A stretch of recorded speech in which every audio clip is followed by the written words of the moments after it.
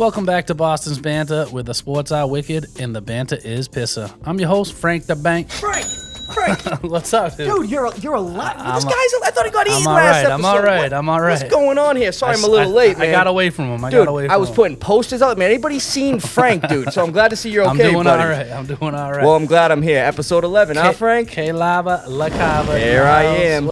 What's going on, bro, DiMaggio? Nothing much, Brogan Mankins. Oh, I like it. Like it, man. Let's go, baby. We got a good episode. We're going to do our draft special today. We're going to talk a little bit about how we pick our draft order in our league. So we're going to have a fun show today. It's going to be great. Why don't we just jump right into Wicked Pissah News. Red Sox update. Unfortunately, they're 3.5 games back right now, so they've fallen off. We actually again blew another ninth inning save. It's been really bad for the bullpen. We've been talking about that all year. Since the All-Star break, we have the worst bullpen ERA in Major League Baseball. So it's been unbelievable. So we've talked about it even before the trade deadline, right? Before the All-Star break. And it's been even worse since the All-Star break. So, unfortunately, keep falling back. You read something like that, and it just shows you, getting primed, getting ready for the playoffs. They're third in the AL East, 7 games behind the Yankees. That's not good, Frank. I mean, come on, man. We're 4-2 in our last 6. So if they can just kind of keep above that 500 level, I mean, who knows what could happen? But like you just said, with the worst bullpen in the MLB, that's not going to help out anything. Yeah, since the All-Star break, it's been real bad with that, and we've talked about it for almost the whole season. Right. You and my dad have been talking a lot about it. We brought that up on one of the other episodes, and it's like they need to focus on that apparently next season. But hey, if we can make the playoffs with that, that's a statement right there. I mean, they're overachieving. I think they're playing better than anyone thought at this point. Yep. So, yeah, I mean, it is what it is. If they don't make the playoffs, they don't make the playoffs. But they have a young, good nucleus, and I think if they get some bullpen help next year, this team could be a team to be reckoned with, Absolutely. So, and they play tonight, don't they? They play at like 7 o'clock against the Diamondbacks. Yep, they have a game tonight. Yep. So hopefully they can win that. And we have a tough schedule, and that's part of the reason why the ERA's been so bad in the bullpen. But yeah, it's been a rough schedule. Man, what's up with James Paxton? Didn't we just trade for him? Yeah, no, he got injured. Right away. Yeah, I know. It's not, unfortunately. But talking about, let's moving on to the White Sox. We talk about them every episode because it's just kind of comical at this point. But I don't know if you've seen the news this week. So the beginning of the week, no. They've been eliminated from playoff contention already. So at the time, there was still 38 games left in their season, so they could win 38 straight games and not make the playoffs. Wow. So that's just to give you an idea. I mean, you know what I mean? That's crazy. So that's. I mean, sitting at 31 and 97. I mean, I would hope so. I mean, even with 38 wins on to that, it's just unbelievable. Like I don't know where they're going to end up for like the overall worst record, but they're going to be one of the either first, second, third, fourth, fifth worst teams in history. So it's looking that way. I wish Benintendi wasn't on that team. Yeah, I feel bad for him. But Me too. Anybody on that team, unfortunately, it's just been real bad. But Frank, 2-4 in their last 6, though. I mean, I know that's good for them. That's good for them. You know what I mean? So after having losing streaks of 20 plus and 14, you know what I mean? Like it's been unbelievable. So I guess 2-4 in the last 6. This new manager's doing something good, man. Yeah. One of the last cool MLB thing I saw this week, and I don't know if you've seen it, but it has to do with the Yankees. So boo. And it has to do with Babe Ruth. So also, the curse, all that. But Bambino. There's an auction right now for his jersey from the World Series 1932 Game 3 when he called his shot, called his home run shot. That auction of his game-worn jersey from the game he called the shot, so one of the pivotal thing in Major League Baseball history. Right. And it's the bidding is already over $15 million for this jersey. Okay, so just to put that in retrospect, the highest sports memorabilia or sports card ever was the 52 mantle, and that sold before now. They're saying this could reach 30 million. So was the mantle Wow. 52 tops graded? That sold for 12.6 million. Okay, that wasn't that long ago. Yep. The other second best thing in actual jersey was from The Last Dance, MJ's jersey. Okay. That was just over $10 million. So that was a while ago now too, but I just thought that was really kind of cool to see. It's on Heritage Auctions, I believe. So make sure you get your bid in this weekend. I know you're gonna jump up to 30 million I'll quick. throw that in the man cave. I'll put it right next to the Stephon Gilmore jersey. It's just cool to see. I mean, it's just kind of crazy to see something that old. I mean, it's coming up on 100 years of that. In 8 years, it'll be 100 years. So I mean, it's just that such a cool thing that he called the shot and then actually did it. It was 1932, man. That was the year before my grandfather was born. Yeah, it's insane. So they're saying that could jump up to 30 million. It's at 15. I think it ends Sunday night. So, something cool I always like to find the cool stuff like that. So that's really all I got for that. I mean, I think you had a little basketball. I know we were talking about MJ there, but what else you got for basketball? So basketball, not really NBA news, but Team USA news. Steve Kerr, after just winning gold in the Paris Olympics, he's stepping down as head coach. And yeah, so I was just going to say, us Celtics fans, we're kind of glad to see that. So Steve Kerr, obviously, throughout the Paris Olympics, he's benched Jason Tatum. Twice. He didn't play Drew Holiday, Derek White, and Jason Tatum on the floor together once all the Olympics.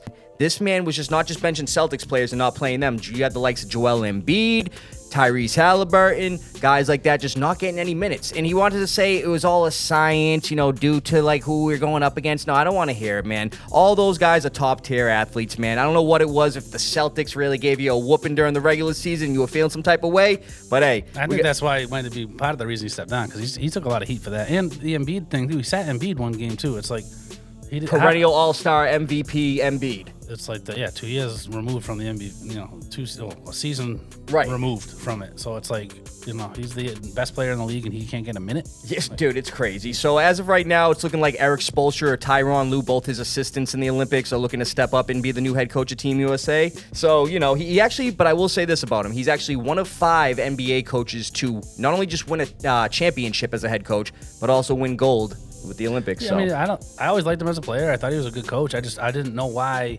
Again, Tatum's made 3 straight first-team All-NBA teams. That means arguably a top 5 player in the NBA is what usually that people, say that is. Right. Now, I know it goes by position and guard and forward and all that jazz, but, let's be real.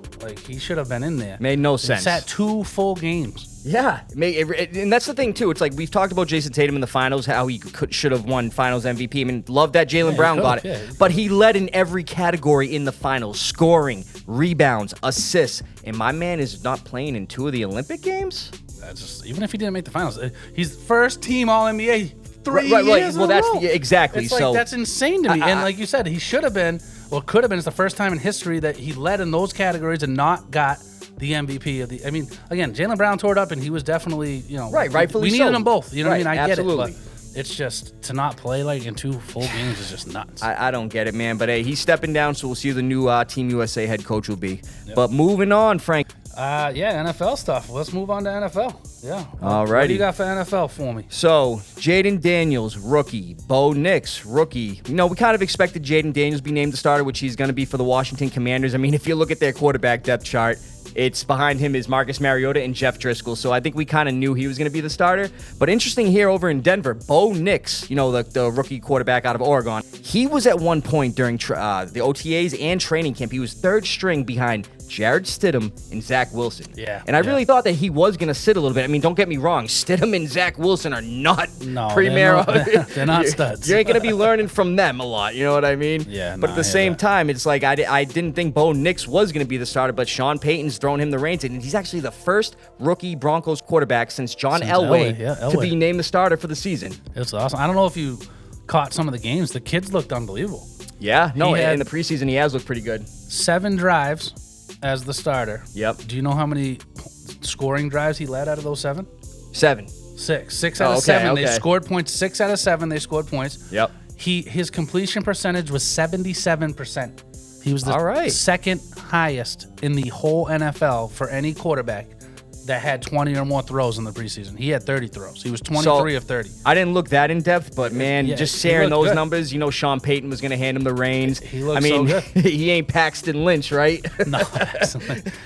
Bo Nix played 6 years in college. I know, dude. He's like 27. He's 25. Yeah, but still, I think that helps him. I think, again, he had the COVID year. He had the redshirt year. So 6 years in college. He's been in college a lot. He had a lot of games under his belt. He's actually looked extremely good. I watched the games; they looked great when he was out there. Right. Yeah. So, and for the most part, for him, that's awesome. No, that is a great move. And no interceptions either. That's what I'm saying. No bro. interceptions. I was just literally just going to say that. No interceptions for this man. So now he's a starting quarterback for the Broncos. We'll see how they do. Yeah. Same with Jadon Daniels. I wanted New England to get him, but I am happy with Drake May. So both those guys, we're going to see 2 rookies starting going into the season. Yeah, Jadon Daniels looks nasty. Yeah, he does. He looks like the real. I heard somebody say that let's get ready to see the second coming of 2012 RG3. I said that's kind of a curse, bro. Homeboy had a great rookie season, but he got hurt right after that. Yeah, he won the Rookie of the Year over Andrew Luck actually that year. Yes, he did. He was the second overall pick too, right after Andrew Luck. I know. And RG3 looked great, but then his ankle it never healed right, and he just went downhill after that, unfortunately. But Jadon Daniels looks like the real deal too. So we'll see what happens with the Heisman winner, bro. We'll see what happens with him. Another starting quarterback that we just saw. There was obviously we talked about either Aiden O'Connell or Minshew, and it looks like Minshew. They're going to go with Minshew, which I think is probably good for like Devontae Adams and stuff. Minshew likes to throw it around. He's a gunslinger. He's got grit to him, man. I mean, the guy was a 6th-round pick in 2019. All he's done is come in and step in for teams and provide. I mean, I'm not going to say he's led teams to the playoffs, but I remember in 2019 when Nick Foles got hurt, we talked about that, signed that big money contract. He came in, and then it was becoming Minshew Mania his rookie season. He won like 4 straight games. He's making highlight plays, running around. Yeah. After he left Jacksonville, he went to Philly for a season. Jalen Hurts got hurt in week 13. Every time he's come in, he's played well. 158.3 passer rating in that game. Unbelievable. And then last year with the Colts, Anthony Richardson got hurt. Yeah, he comes in. He actually led them to a 7-6 record as a starter, and the Colts finished 9-8. They just fell 1 spot short of the playoffs. Oh, I mean, he's played good. You know what I mean? Every time he's been asked to play, he's come in and played good. So glad he got the start. I mean, give Aiden O'Connell a little bit more time to develop. I like Aiden for the future. I think he's pretty good, but let Minshew come in, do his thing, and see what he can do with this team. That would be cool for him. And they did announce that, he was a Pro Bowler last year, but, I mean, it was his first career Pro Bowl, but at the same time, he was an alternate. So I really hate bringing those up. You know what I mean? Fine. Yeah, and we had another starting quarterback, some stuff to talk about with another starter this week. What do you got for me? So, Tua Tagovailoa, our rival in the AFC, is quarterback of the Miami Dolphins. So, him and his head coach, Mike McDaniel, they're pretty close. They definitely got some chemistry, and they seem like they vibe pretty well. They do vibe good. Tua's first 2 seasons in the NFL, though, were not like that, and it was not positive at all. He had Brian Flores, our former DC, as his head coach. Now, he was on the Dan Le Batard show this past Monday, Frank, and these are the remarks that he made about Brian Flores. Quote, unquote, he called him a terrible person, and then this is what he said about him. To put in the simplest of terms, if you woke up every morning and I told you that you suck at what you do, that you don't belong doing what you do, that you shouldn't be here, that this guy should be here, that you haven't earned that right. So we saw Tua's first 2 seasons. I don't know if you remember this, but I remember he would be starting in games where they'd be winning, and then he'd get pulled for Ryan Fitzpatrick in the middle of games that he was winning. So that never sat well with me. And I used to even think, Brian Flores, what are you doing, man? It was very strange. You got to feel for the guy. You know of course. And you're not going to play well if someone's telling you you're terrible. Right. And then he comes in and says this. And then now you have somebody else, referencing Mike McDaniel. Yep.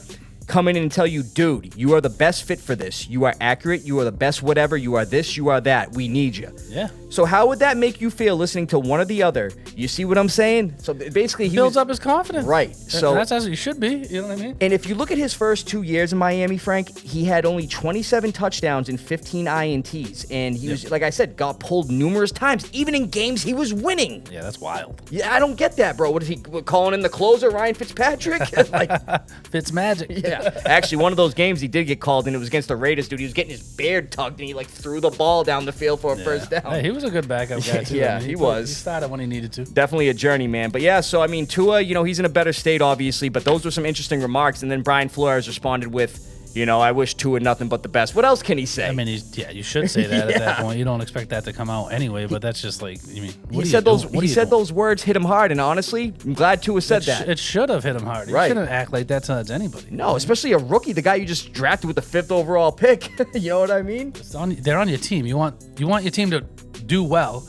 First of all, bring them down. What do you think is going to happen to your team? Bring them up. No, don't bring them down. But hey, that's wild. Brian Flores, he ain't with us no more. He's with Minnesota. Hopefully, he's not doing that to the defensive backs and all those guys over there. But yeah, moving on to some more contract stalemates. We got CeeDee Lamb and the Cowboys. Now, supposedly, they're close to a deal, Frank. Jerry Jones said on Tuesday that the sides are having, quote-unquote, promising talks.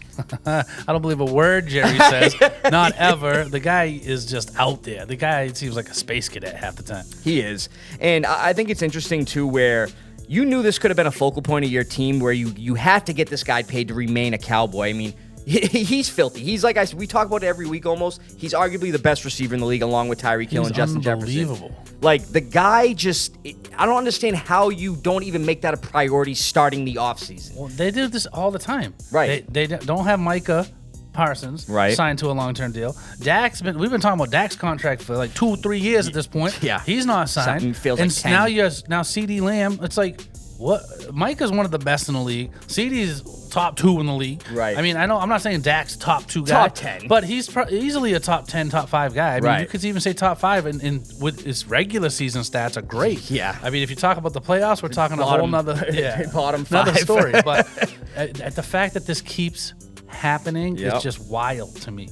You know what I mean? It's just crazy. And it happened with Zeke, too, when he was kind of in his prime. Oh, yeah, Zeke, too. He didn't get the contract, so it's like Jerry's getting these guys, they're balling and everything. Yep. Oh, but we're having promising talks. Man, come to New England, CD. We'll appreciate you, buddy. Yeah. We were going to give Ayuk $32 million a year. We'll give you $42 million a year. That's easy money. Let's go. Come on down. We need you, bud. We'll bring it on in. So that's really all I got for football stuff. So moving on to the Foxboro Focus. We'll keep it in the football here.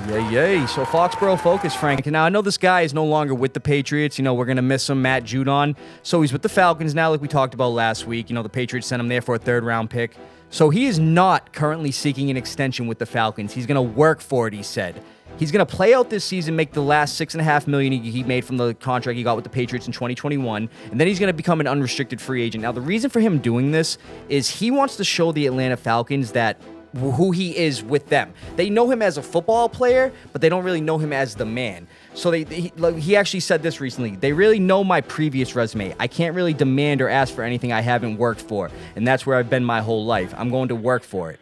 So he wants to show that he's just not going to come into Atlanta. Oh, I'm not playing like Hassan Reddick when with the Jets. Hasn't played yet. He didn't even show up to a practice. That's what I'm saying, bro. So I actually kind of respect Judon for saying that, but it also hits me in the feels. I was going to say the same thing. Like I respect him as a man for saying it, but why didn't you give us that opportunity? But I'm thinking to myself, I'm like, at the same time, if he was willing to do this, Elliott Wolf, let him play out that last season, man. I mean, hopefully that 3rd-round pick. You could see there was arguments, and he did not want to practice and be out there for the Patriots without a contract. Right. And, I mean, if you flip it around, he proved what he could do for us before he got hurt. Oh, absolutely. So I think that we should have respected it and actually gave him a very fair offer. You know what I mean? To make him stay. Because you can tell what kind of guy he is. And he's tried to bring people to New England. He was our and then we other just let him GM. go. I know. It's just crazy to me. But it's just to see him like playing on this 1 year when we could have kept him for 1 year. But I don't know. I wish we did something to keep him, because we're gonna miss his sacks, his leadership. Right. You know what I mean? Especially after we lost. We talk about it every week. Barrymore's gone too. Barmore, It's like, man, that's a tough one to hear. It really is. And then, like I said, when I hear that and I'm thinking this dude's gonna be playing now with Atlanta. Now they're starting to call Atlanta Super Bowl contenders. I think that's a little bit of a stretch. No, sorry, Amani. They're not winning the Super Bowl. Dude, on ESPN, a few of them really were calling them Super Bowl contenders. You want to put a bet in with me? You hit me up. Let's do something. Like, Keith lost his money, you gotta lose yours. So Judon, he has as many double-digit sack seasons in the last 3 seasons as Atlanta has had since 2012. Wow, that's crazy. So that shows they had a need there for a pass rusher. It's just great for them. I mean, he's such a leader and he's so good. Like, that was such a good move for them. Great move. Put him on a line with Grady Jarrett, David Onyemata. Mind you, we've talked about the likes of the safeties. They just brought in Jesse Bates and Justin Simmons. And they got A.J. Terrell, too. They got a nasty... And he just got a huge extension yesterday. He got extended, yep. So, that's, it sucks that he's not with us anymore, but at the same time, he is showing that he's going to be playing that last season for Atlanta, and we'll see if he goes back to it. Who knows? Maybe he'll come back to New England. Yeah, right. So, who knows, though? We'll see what happens. But, hey, Judon, we're going to miss you, buddy. Yeah, I already do. Going on from the defense to the offense, so we're getting close to the season and everything, and Patriots head coach Gerard Mayo, it was starting to look like Jacoby Brissett. He had the starting job just taken. He was going to be the number 1 starter week 1. No. Gerard Mayo, he actually does not know who QB1 is going to be, and he will not know until after Sunday's preseason game against the Commanders, Frank. I don't know. Just stop Brissett. Get us a high draft pick. Like, don't ruin Drake May. He's shown, in that preseason game, he looked good. I sit this kid this year. I sit up. Like, I feel like we don't have a team to throw a rookie in there and just throw him to the wolves. I just feel like I love the Pats, and I'm always a die. You know, I got a tattoo. Right, like, of course. You got to give this kid time to develop. No, absolutely. You only had 26 starts in college. I mean, right. Let him develop. So the way I look at it, though, Frank, so it's like, yeah, we definitely got to let him develop. And a lot of people forget that there are likes of quarterbacks in the league from previous years. Pat Mahomes didn't start his rookie season. Lamar Jackson didn't start his rookie season. But I get it. Those guys had some seasoned veterans ahead of them, which, Jacoby Brissett is one of those. But again, he is not looking good in preseason at all. He's not the answer. We've been talking about that forever. 17 yards total in the 2 preseason games. Mind you, he's only played in like a total of 4 drives, but only 17 yards. Mind you, we all saw that pick last week where he forced it into coverage in the end zone, in the red zone, which we never want to see that. And then you got Drake May. Go sign Ryan Tannehill or something. Bro, he's out there. Do something different. That's the thing. Who knows? It could be a surprise. We could see him maybe get cut at the end of the preseason. That's just wild. But I mean, what are you gonna do? Who are you gonna throw out there? Well, I'm saying if they did sign Tannehill, but with Drake, I would love Tannehill. With Drake May's numbers though, through the 2 preseason games, Frank, 8 for 14, 66 yards, and he had that rush touchdown, the only touchdown of that game last week. Listen, there's a lot of talk about him, Drake, not being good in practice or the OTA or anything, but then he came out this last preseason game and looked better than anybody else on the roster. Down the field with comfort, bro, going through his reads and everything. Good. He looked real good, and that was the best I've seen him look. Now, could it have been the defense was, not as good as the other ones? I don't know. And I know the Patriots defense is good, so maybe that's why he hasn't looked good in OTAs, but they're saying Milton outplayed him, and then Milton outplayed him in the first preseason game, but that last preseason game, Drake May looked like he could be a starter, honestly. But again, I don't want to ruin. If you look at how many people are taken early and then just thrown in, there's a reason why we had the 3rd pick. We only won 4 games last year. Okay, we won 4, and I don't even know if we're gonna win 4 this year. So. Yeah, we are. We're winning 6 or 7. Okay, let's put some money on that. Let's put some cash on it. I don't want to get in trouble, man. We'll talk about that later. Put your money where your mouth is, Keith. All right. But no, for real, I would, if it's me, you have a 1, 2, 3 kind of pick for a quarterback, the top 3 quarterbacks, whatever it is, you got to ease them in. Some of these guys are like literally done after a year or 2 of just getting torn apart, literally. Well, Mayo has stated that he's seen May is progressing and everything in practice through the games and all that. He comes in early, leaves late, and he's just getting better every day, Mayo I like it. I actually did a football break the other day, which is like sports cards, and I got my first Drake May autograph. Nice. So when I get it in the mail, I'll show it to people. It's not in his Patriots uniform. It's in his Carolina one. Still, North Carolina man, one. that's cool. UNC, so.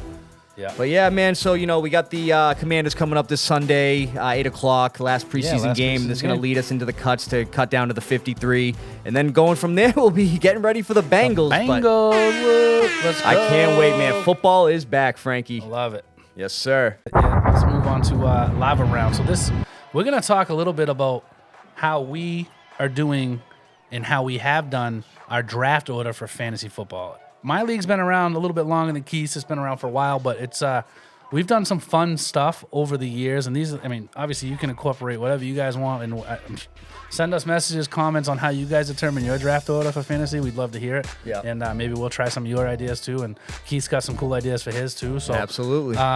A couple of that we've done over the years, and I guess I'll start with one that we've both done is the 3-point contest. That was that was fun. We'd like to do active stuff sometimes like that, which is great.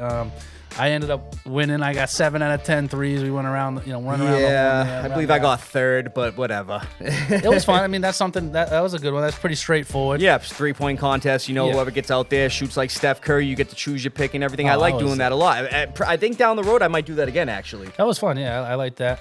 One of the things that we've done twice in my league is we've made a casino trip. I'll either get a room or a suite or something, and we've done slot tournaments. So we have every guy in the league bring an extra $20. You put it in, we try to find either a $2.50 machine or a $3 machine max bet. You put in the $20. You hit the button 8 times. That's your $20, and whatever you got to print your ticket. If you have $0 or 16 cents, whatever it is, you print it. I write your name on the back. That's your ticket. So whoever has the most gets the choice of where they're picking. That was fun. I remember that. John, the last time we did it like 4 years ago or 3 years ago, we went to Encore. It was a lot of fun. And John won $80 on his 8 spin. So he got first pick, and he won $80. So he was pumped. There was a couple people above the 20, but most of us were obviously lower than 20. Oh, yeah. I think I had like the last option on one of those years. So I was like, whatever. They got It's like all luck, but $4 it was still cool to make the trip, and obviously we did the draft in the suite. The suite was unbelievable, Yes, and then sir. we had such a good time doing it. In Foxwoods and Encore. Oh, both of them were great. Yep. Yeah, we did it at both Foxwoods and Encore, like you said. So that was a really fun one. We did the Wonderlic test, which I thought that was hilarious. interesting. So if you know, at the NFL Combine for the rookies, they take a general knowledge test. It's 50 questions. It's called the Wonderlic test. So I did, and they have 26 minutes to answer that. So we did the half test. We did a 25 question Wonderlic test, 13 minutes. So we had two computers side by side, and two people would be on it, but the rest of us would be behind them yelling in each other's ears like, such a that's distraction. The wrong answer. Nope, it's C. No, it's not B. And like, so the whole time you're like, and you're on a time limit. So, and obviously there's, a few beers involved and stuff. So that was my first year in your league, actually. The year we did that was your house. Yes. The old house you had. In Buzzards Bay. Yep. So it was a lot of fun. That's a cool way to do it, something like that. And again, it has to do, it's related to football in general. Yeah, so no, that's cool. I actually consider doing that too with, down the road as well. Yeah, that'll be a fun one. Oh, yeah, sure. Absolutely. It's field goals, Frankie. Let's get into the field goals, man. That was probably the funniest thing we did. The field goals. So what we did was we did it from the 20-yard line. So the end zone's 10 yards. So it's technically 30 yards altogether. So making me feel good about myself. Oh, yeah, you were great. Yeah, so there was 10 of us. We had each person, we obviously warmed up and tried a few practice kicks. We each got 3 kicks, again, from the 20. So out of the 10 of us, out of 30 field goal attempts, okay, we only had 2 people get 1 in, okay? And you're looking at both of them. I was 3 for 3. He was 1 for 3. Every other person missed. So we were 4 out of 30. This is from the 20-yard line, okay? Right. So what we did was we had to move closer, except me and Keith, we obviously were first, second. So that was pretty cool. And Keith did it. Tell him why. So the year before, I finished last place in his league, and let's just roll the video. Oh, there he is. Yep, he looks so pretty in that dress. Yep, look at that. Goskowski. But ready? Hey, watch this form, Frankie. Bow! Oh, I taught you everything you know. Yeah, you did, man. But hey, you didn't teach me how to do it in a dress. I had to figure that out. We got a couple other clips we're gonna show you guys. We got a couple pictures, like a couple little things. Right. But Frank, they gotta give me some props, man. That dress was uncomfortable, dude. I mean, not like I know what dresses are supposed to feel like. That looked nice and airy. You looked great. But that was probably the funniest one. Some of the guys trying to kick these things were hilarious, and it was like, Mike, I love you, Mike Whitney, man, but that was hilarious the way you kicked that football, dude. Crazy. I wish we had a better clip. We have a slight kick, but we had such a good one. He ran up fast, and then he got so close, it was like he slowed down to like a pitter-patter. It was just like, that's the best way to put it. He's like, he's running so hard, and then he like almost took like 2 little baby steps and then kicked it. Like Well, Josh sent us the video, but it was just way too grainy, dude. You couldn't even see who it was. Tough, yeah. But I mean, you could try to put it out there. Maybe people get an idea. But so that was probably the funnest one we did. And then 2 years ago we did axe throwing. That was pretty cool. I think I might have a picture or 2 on that.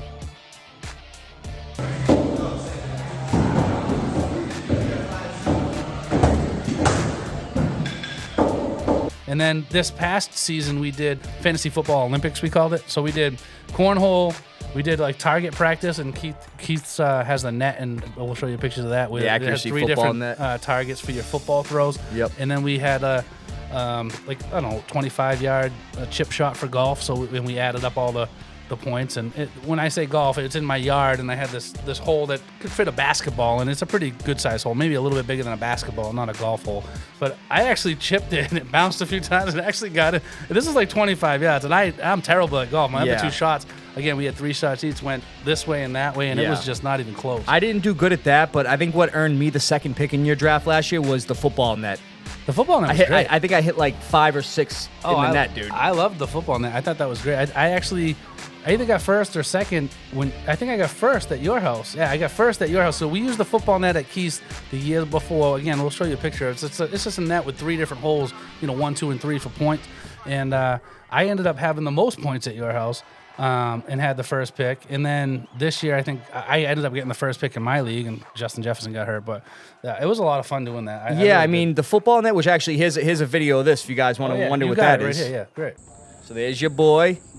Oh, what a throw. Bing, right in the net. And then the second one, Not in the net, but right below That's it. close. Elliot Wolf, call my man. He's ready. Yeah, Jacoby. Sorry, bro. Yeah, let Drake sit, man. I'm 32. I'm a seasoned veteran. He's ready. He's ready for it. And then, like he was talking about, actually, Yeah. here's the video of the golf. We got our boy Justin here on the putt. Oh, that's a good one. Yeah. Yep. You can kind of see where the guy's standing in the back there, but it's Look at everybody That's got to watching. be like 20, 25 yards, I'd say at least. Yards looking nice, Frankie. Yeah, it looks pretty clean right there. You can't see Look all at those lines, You can't dude, see Chris. the. Yeah, I did a good job mowing that. Yes, day. you did.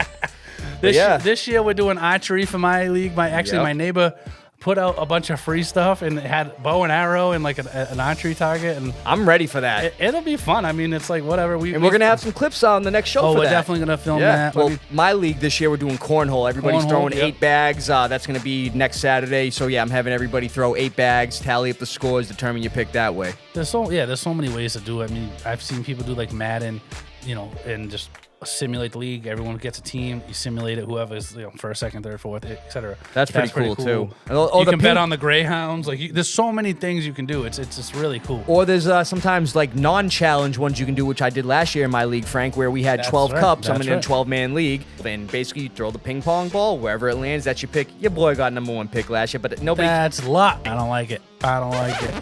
Don't like it. So like 5 guys went all brick. And then I got up there, nothing but net. Call me Curry, okay? And what'd you get? Call me Caitlin Clark. I got like the 9th, 10th pick, like one of the worst picks you can get.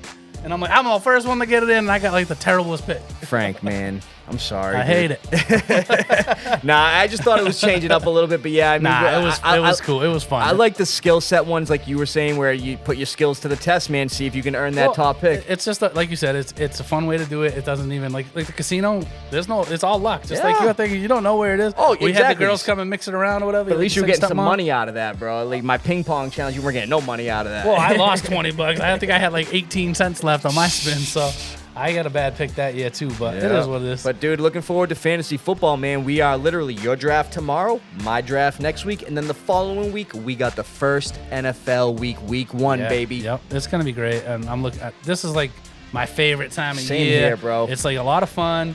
It's like the weather's getting perfect. Like it's just Love the everything. fall, dude. And football is back. It's just like the best time for My sure. first wedding anniversary's in the fall, man. Oh, you yeah. can't beat the fall, brother. Love it, dude. Can't have fall without football. I love it. Yeah, it's gonna be great. It's gonna be a Yes, fun sir. year. So our drafts tomorrow. We'll have some clips. Well, mine is, and then Keith's is next week. So when we come back, probably won't be till the following Thursday. You don't miss us too much, but 1 week, man. yeah, this is great. So yeah, that's all I got.